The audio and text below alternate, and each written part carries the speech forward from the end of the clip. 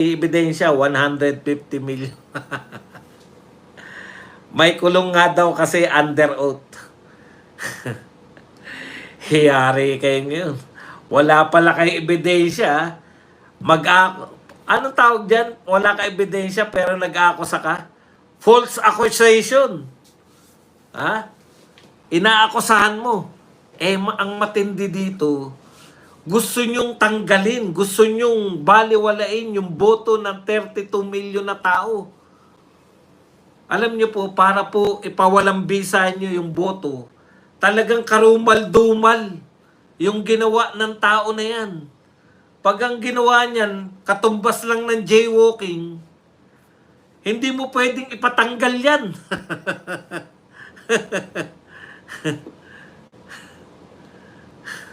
Oh, sabi daw ni Marcoleta, pwedeng apakulong ng SC yung mga congressman na pumirma. Correct! Di ba? Kutsabahan. Nag-aakusa ka ng mga, biruin mo, ipapatanggal mo sa pwesto. Yung isang taong binoto ng 32 million. False accusation. Okay.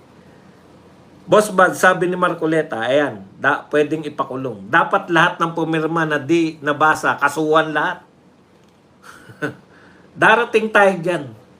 Boss Bad, kailan po ba ang SONA? February 28. Boss, si Lacson pa blind item sa pork barrel. Siya ang gumawa ng batas para sa liquidation with certification lang. Pinadali niya ang corruption, ang plastic niya. Plastic ka pala. Lacson! Pangalanan mo. Puta, matindi na akusasyon sa iyo niyan, no? Extortion through media daw, sabi ni Rigoberto Tiglao. Aba? Parang gusto naming maniwala kung hindi mo ipapangalanan yan. Boss Bans, masayang-masaya si Auntie Claire.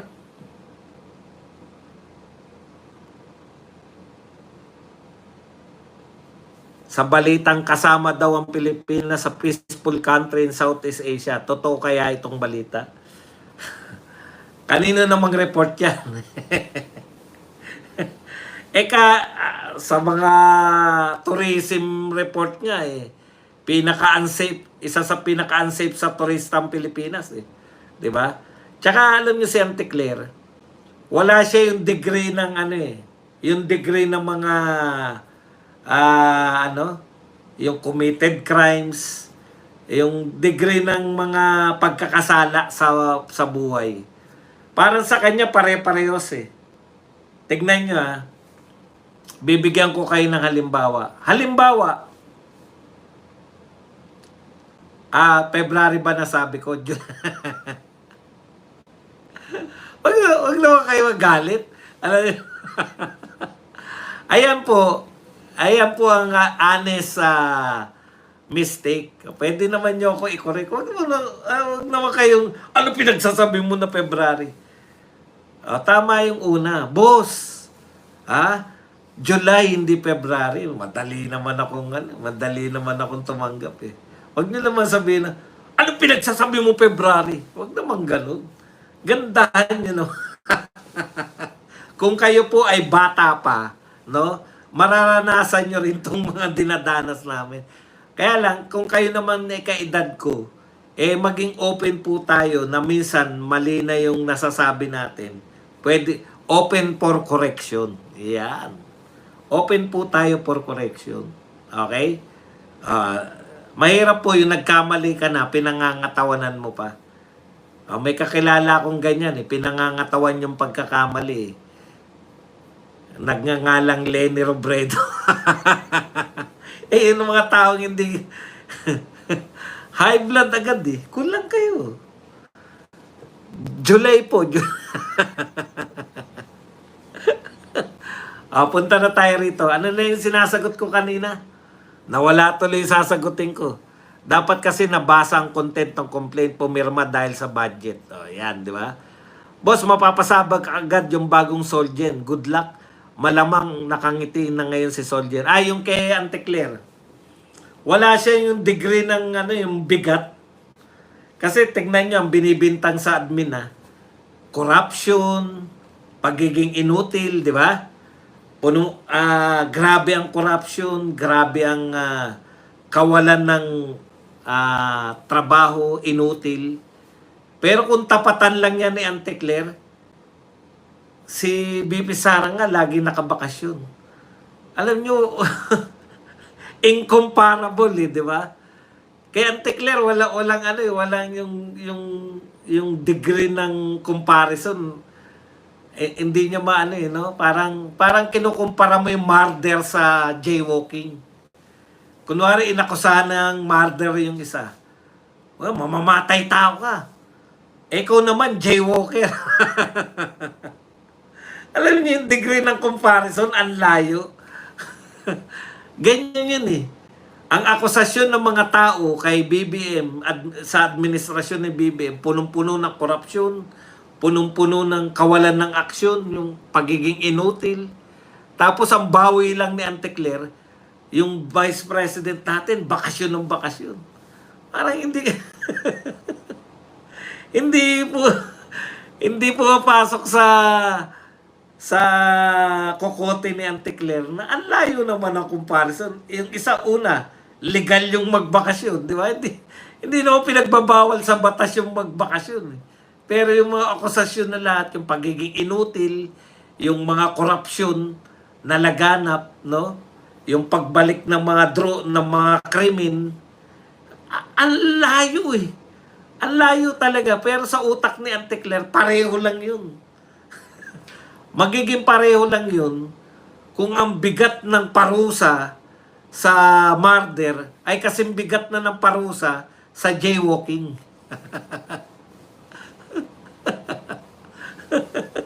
Kasi parang pag sinabi niya, nung ngayon, yung Pangulo natin, kung ano-ano sinasabi nyo, si BP Sara nga, bakasyon ng bakasyon sa dahig. Given na totoong bakasyon ng ginagawa niya, pagbigyan na natin na yung paulit-ulit niya na bakasyon. Isa pa, yan pa paniniwala niya.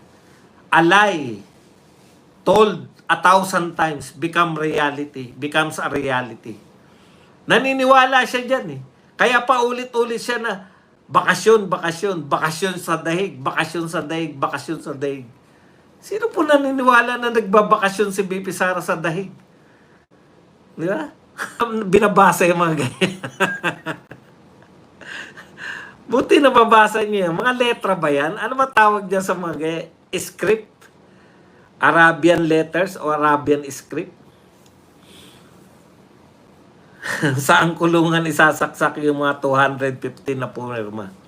Boss, mabuti pa nga yung jaywalking, may linabag pang batas. Yung kay BP, malinis yun. Kowa niya for 3 years na. Hindi nga yun eh. Yung bakasyon nga, yung pantapat ni Auntie Claire eh.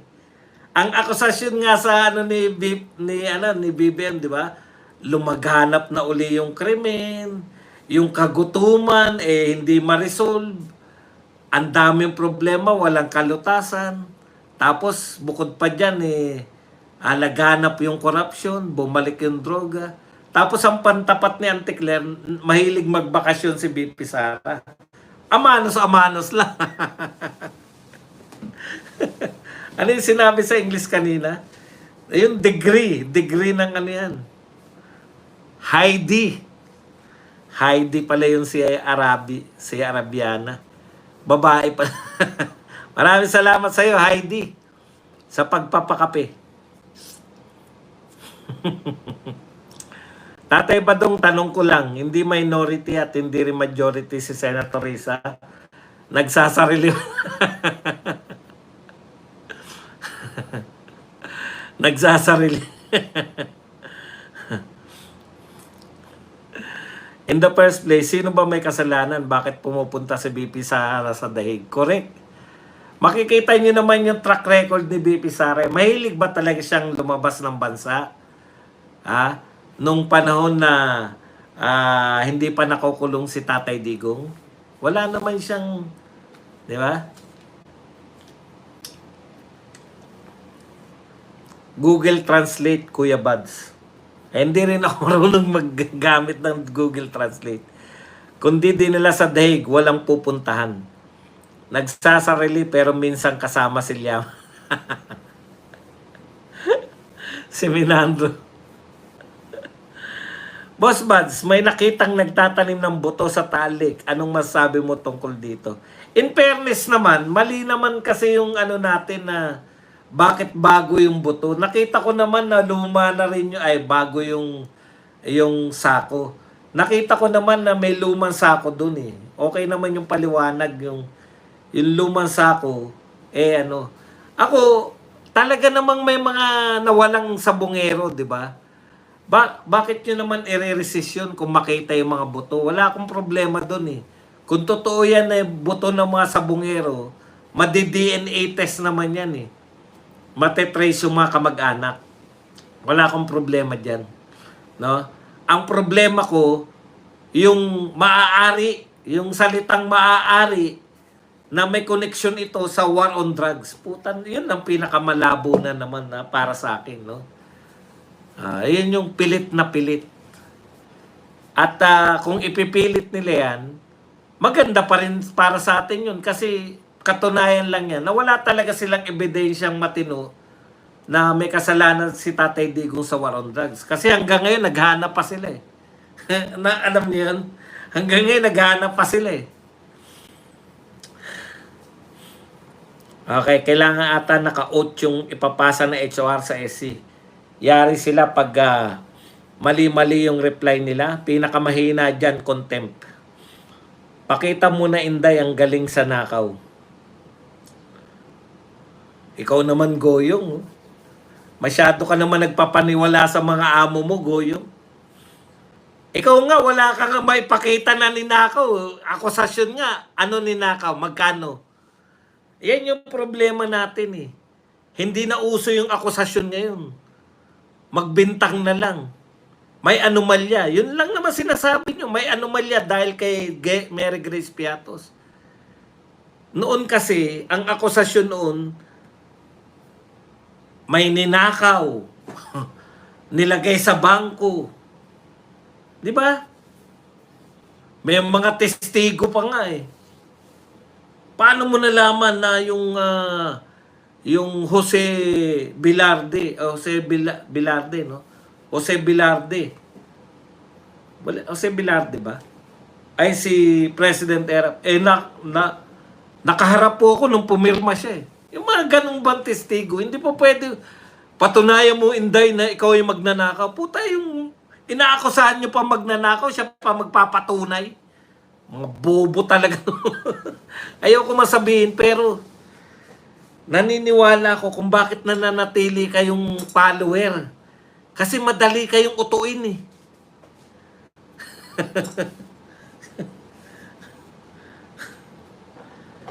Yung mga inaakusahan, sila magpapatunay na magnanakaw sila. Hindi yung ganito pa eh.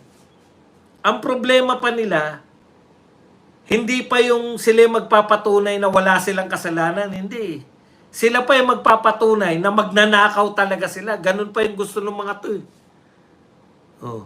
Ngayon, naniniwala ko kung bakit hanggang ngayon kayo ay tagahanga pa rin. Di ba?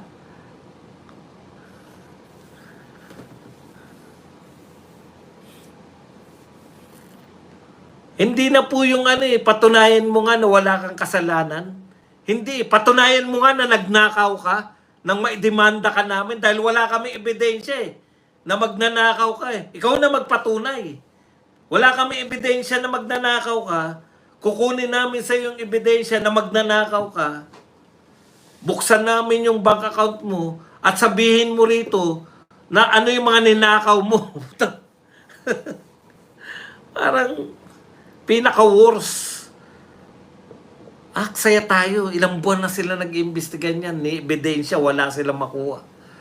Boss, sa panayam ni Esguera kay Barry Gutierrez, sa Ronald Reza Loverboy Llamas, galit na galit kay Kiko Bam ang sa pagsama sa majority. Sino? Sino ang galit? Si Barry Gutierrez? Alam mo, Barry, wala ka namang bilang. Yun lang. Nagsasarili na ngayon si Virus, dati kamaho. Kasama niya ngayon dali. Grabe. Tapos buto pala ng bulalo. Si BBM labas ng bansa, naghahakot pa ng kasama, pera natin yun. Wala naman nahakot na namumunan, Boss Badong. Correct. Good PM, Boss Buds. Shout out. Sorina Jabayla. Hindi na kailangan niya mga boto. Pwede namang tanim witness, sabay turo kay PRD, kay Solver. Kay Solve. Minandro. Tatay Badong, sabi ni Heidi Mendoza, mali daw yung pagkakaintindi na spokesperson ni Inday sa comment ng COA. O ikaw, ano pagkakaintindi mo? Dati kang COA, di ba? Ano ang ibig nyo sabihin? Pag sinabi nyo sa COA na unmodified opinion, may katiwalian? Kalokohan naman yan.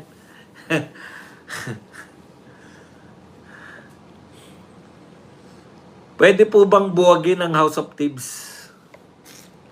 Hindi naman po yan yung solusyon eh. Halimbawa po, may mga natagpuan na mga, kunwari po yung isang principal, halimbawa, yan lang naisip ko bigla, yung isang principal na eskwelahan, may ginawang kasalanan, buwagin na natin yung mga eskwelahan dahil may ginawa silang kasalanan. Ba't mo bubuwagin dahil lang may... Kayo naman, no? Hindi ba maganda parusahan sila? Tanggalin sila sa pwesto at sila ay parusahan? Bakit mo naman tatanggalin yun? Halimbawa, may makasalanan na presidente. Buwagin na natin yung presidente. Wala na tapat presidente. Hindi ba pwedeng parusahan yung nagkasala? Ganun po yun. Bakit mo bubuwagin yan? Maganda naman yan. Tagagawa ng batas yan. Sino gagawa ng budget? Di ba? Kung wala na yan. Sino mag-approve ng budget? Danlike na Boss Buds, baka yung task ni Boying, yung missing sa Bungeros para ma-promote sa ombudsman. Mapopromote po yan sa ombudsman, knowing Marcos. Talagang may tawag dyan, boss. There's level to this. Hindi alam ni Auntie Claire. Correct. Pwede po ba buwagin? Hindi. Huwag ka na makulit, Barry. Badingdong laos ka na. Eric, hindi pwedeng buwagin. Nakapaloob sa konstitusyon. Wala kayong katuturan, trolls. Wala bang ibang noun, Sara Lostay, Inday Piatos? Bago naman. Boss, sa panayam ni Isguera kay Barry, tsaka Ronald, pagsama sa majority. Iyon ang huling punta ni The Junior sa Japan. Walang napala. Hindi pinautang. Nakakuha naman ng barko. Hindi lang nila mapagmalaki. Bakit? Ang binigay na barko, decommissioned na. Retirado. Retirado ng barko. Grabe talaga. Boss, salamat po. Fake news, palengkera si Auntie Claire, OMG. Hindi pwedeng huwag in legislature, buwagin. Papayag mga TIBS member, pwede siguro through People's Initiative. Boss Buzz, tumitira si Barry noon kay BP at sagot ni BP, hindi ko sasagutin yan. Sasagot lang ko sa superior na. Ibig sabihin ni BP, hindi kita ka-level, Barry. Hindi pa nadala eh. Tatay Badong, gusto nila mangyari ang gulo ng Pinas, buwagin na natin ang Pilipinas.